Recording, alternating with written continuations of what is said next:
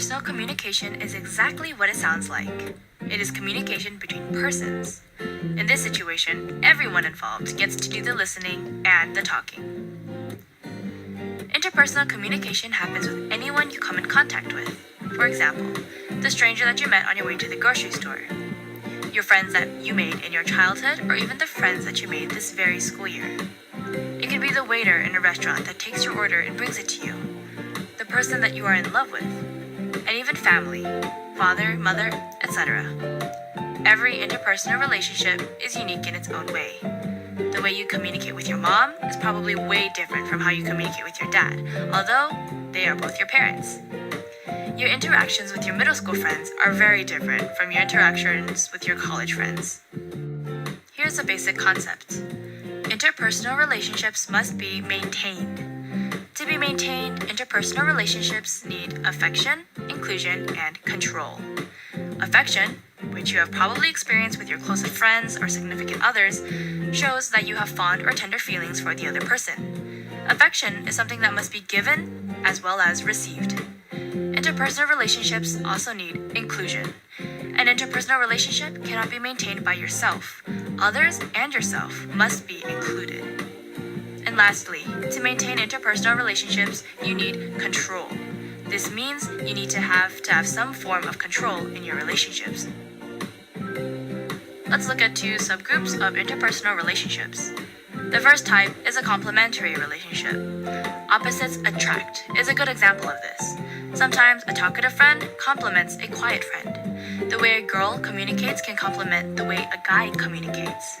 The second type of relationship is a symmetrical relationship, in which people of similar interests are attracted to each other.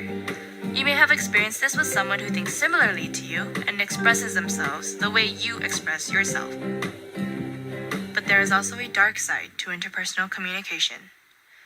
Conflict, obsession, misunderstanding, gossip, and abuse. These are all negative forms of interpersonal communication.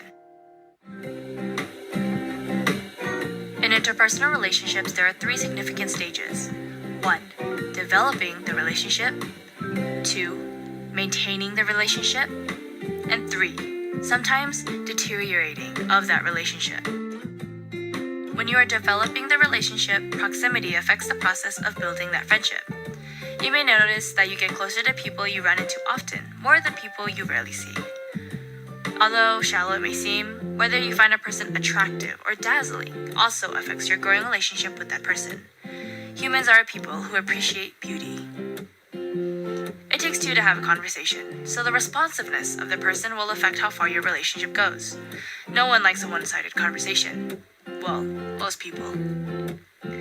And as we discussed earlier, having similarities can help a relationship grow. Complementing each other's lacking areas also helps the relationship in different ways than symmetrical relationships. Maintaining the relationship goes a bit further. The gender difference or similarity may motivate the relationship to grow stronger.